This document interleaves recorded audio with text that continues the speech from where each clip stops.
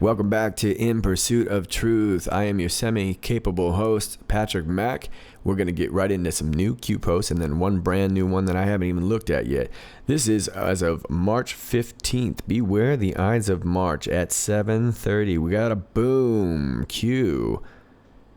Couple minutes later, we got a boom, boom, boom. This is just a couple minutes later, 2 minutes later. All right, I'm not going to get into these just yet. I want to show you this very next one here.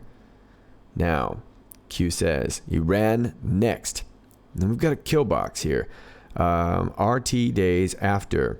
RT Kenya. No coincidences. Track. Important. MB. Boom. Okay, so let's just take these into context. We got a boom here, and then we've got 3 booms right here. Well, we all know that Rex Tillerson was let go in lieu of Mike Pompeo. Let's just talk about Tillerson for a quick second. Don't want to get way into him. Now, we all know that he was in Africa. He was in Kenya. And it says here, this is according to BBC News, the U.S. Secretary of State Rex Tillerson has canceled scheduled events in Kenya on Saturday because he's feeling poorly. The secretary is not feeling well after a long couple days working on major issues back home, such as North Korea, the State Department said. Mr. Tillerson, on his first official trip to Africa as Washington's top diplomat, is in Kenya until Monday. Now, I don't want to go much into Tillerson's visit there because I want to stay on the Q post. But not feeling well, he did not participate in some certain events over the weekend. That sounds a little strange. And then he was let go shortly after. So let's go over to Mike Pompeo here. This is his replacement. Mike Pompeo was sworn in as director of the Central Intelligence Agency on January 23rd, 2017. As director, he manages intelligence collection, analysis, covert action, counterintelligence, and liaison relationships with Foreign Intelligence Service. Before becoming director, Mike Pompeo was serving in his 4th term as congressman from Kansas' 4th District. Okay, I'll let you read more about that. Let's get back to the Q post. Okay, so I think this first boom here was most likely Tillerson. And then we've got these 3 booms here as well. Well, let's hop over real quick to Donald J. Trump's Twitter. Larry Kudlow will be my chief economic advisor as director of the National Economic Council. Our country will have many years of great economic and financial successes with low taxes, unparalleled innovation, fair trade, and an ever-expanding labor force leading the way. MAGA. Yeah, Larry Kudlow has... He's advised Trump for quite some time. This is the New York Times. It says, in Larry Kudlow, Trump finds his economic evangelist. And I just want to highlight this article right here, just this part right here. Mr. Kudlow believes that limiting the federal government will unleash Reagan-level economic growth, and he derides the highly flawed econometric model, of economists whose forecasts do not share his optimism, including those at the Joint Committee on Taxation, Congress's economic scorekeeper. I'll let you read this. So could possibly be another boom. And then, of course, we've got here, as of the Chicago Tribune, Trump plans to replace H.R. McMaster as White House shakeup continues. President Donald Trump has decided to remove H.R. McMaster as his national security advisor and is actively discussing potential replacements, according to 5 people with knowledge of the plans, preparing to deliver yet another jolt to the senior ranks of his administration. Trump is now comfortable without ousting McMaster, with whom he never personally gelled, but is willing to take time executing the move because he wants to ensure both that the 3-star Army general is not humiliated and that there is a strong successor lined up, these people said. All right, so a lot of big moves. Just days ago, Trump used Twitter to fire Rex Tillerson, the Secretary of State, whom he disliked, and sorry about the highlighting here, and moved to install his close ally, CIA Director Mike Pompeo, in the job. On Wednesday, he named conservative TV analyst Larry Kudlow to replace his top economic advisor, Gary Cohn, who quit over trade agreements. So I think we can see this. These are pretty big booms, I would say. Yeah. Let's go back to the Q post.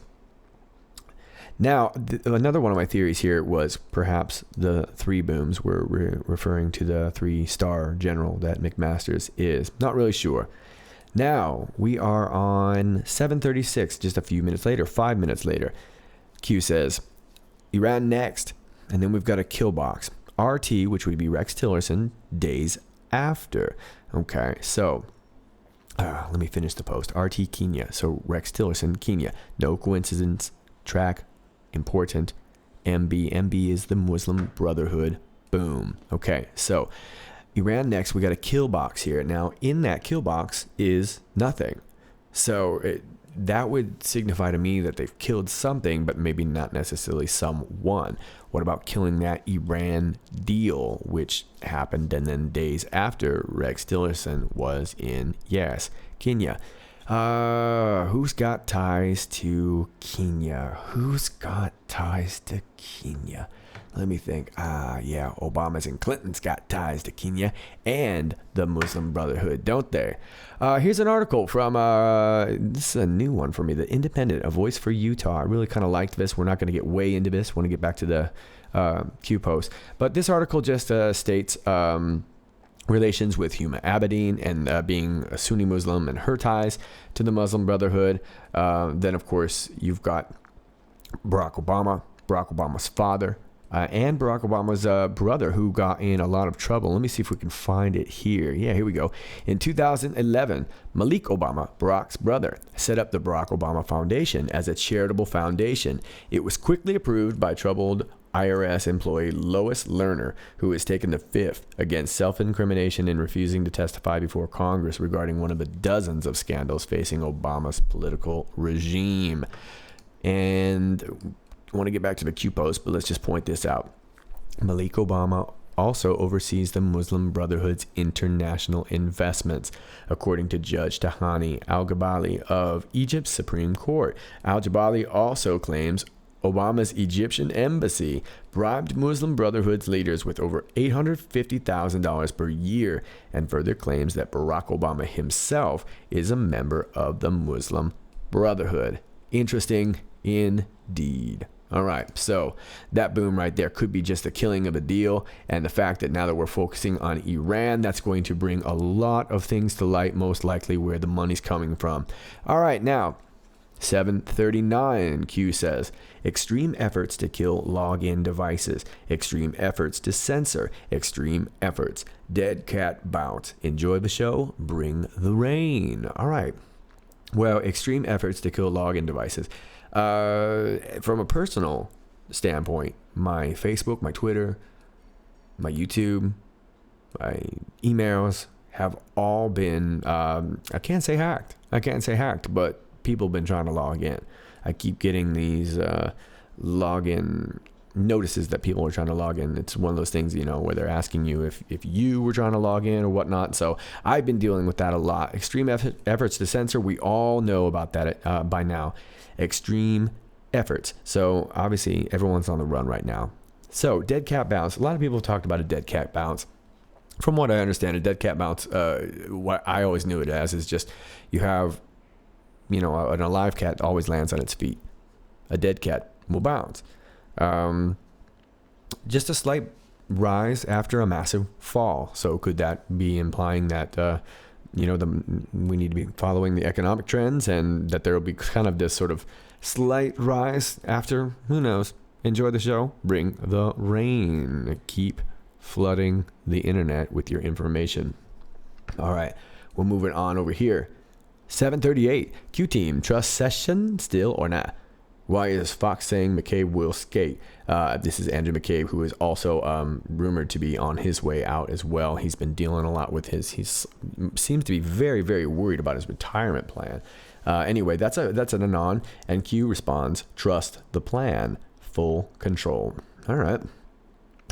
Let's see. About a few minutes later, another Anon post right here. Picture of the CIA, screenshot, of the CIA.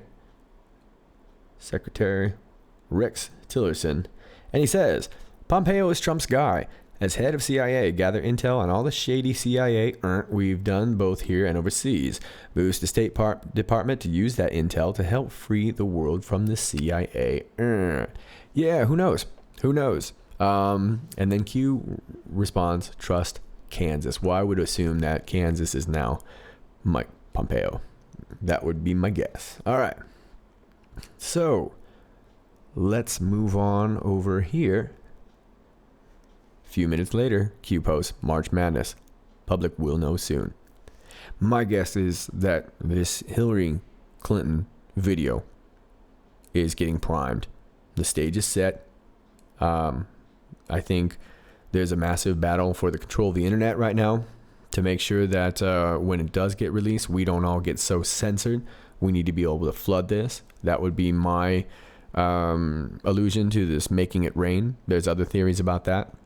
But that would be my theory, or just one of them, I suppose.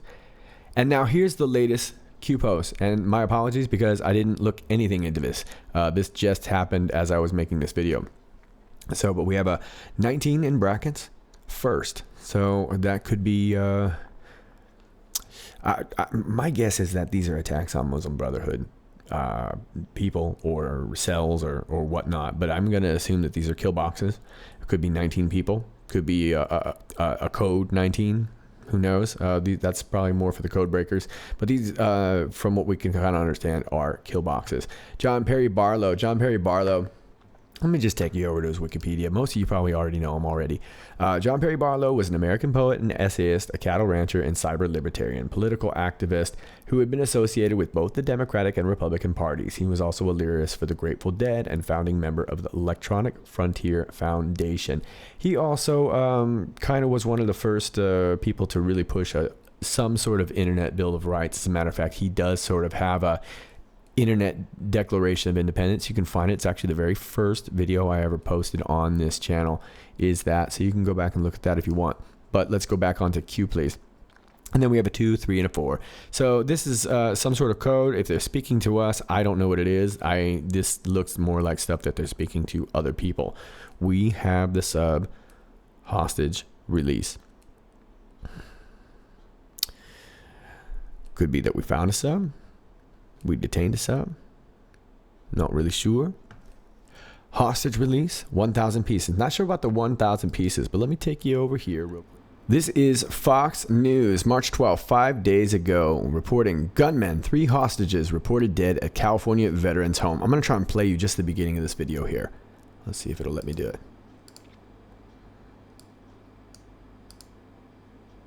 California police there are responding to reports of shots being fired and a hostage situation at a veterans home, one that calls itself the largest in America. We're talking about a home with some 850 to 1,000 people. This specifically is in Yountville, California. That's in the very heart of the Napa Valley, which is about 55 miles north of San Francisco.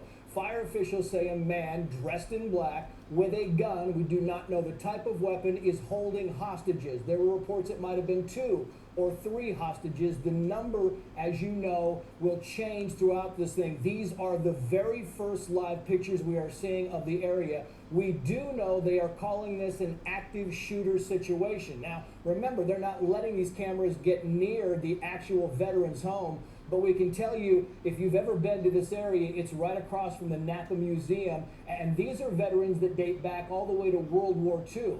It is important for us to note we have absolutely no evidence or indication that anybody has been shot. In fact, we've only heard there has been 1 shot inside fired. We do not know where that was fired. We're being told this is happening in Building G of this veterans home, and Building G is better known there as the Madison residential area of this veterans home.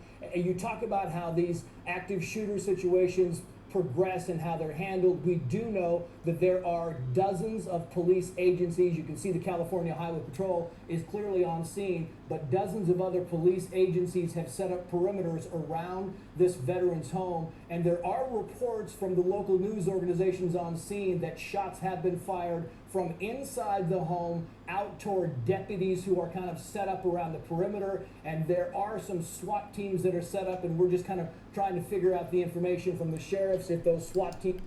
Okay, I think you get the idea. This was from a few days ago. It's not exactly new news. Now, that is pretty much what I've got for the Q posts. Oh, it looks like my Q. No, there it is again. Okay, so 1,000 pieces. Who knows? Hostage release? Not sure. We'll find out more details probably in the coming days. I do want to leave you with one more thing that I found interesting. Just some quick research that I did. This is from the TV show Quantico, called the 2018 Hostage Crisis. Let me just read this real quick.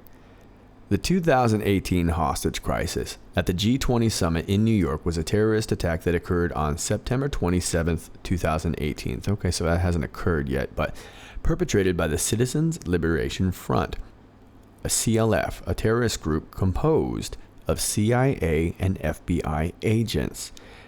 Let me say that again. Perpetrated by the Citizens Liberation Front, a terrorist group composed of CIA and FBI agents. It was secretly instigated by the AIC, the rogue intelligence faction of the Central Intelligence Agency, who were initially planning to sabotage the summit, as well as the collaborators, members of a rogue shadow group within the U.S. government. The group orchestrated the hostage crisis to draw out AIC agents, attending the summit. Towards the end of the crisis, the Islamic Front claimed responsibility for the attack. However, the United States government covered up the real story of the crisis. Interesting indeed. Probably nothing to do with the Q post, but I found that story very, very interesting. Anyway, there are your Q posts.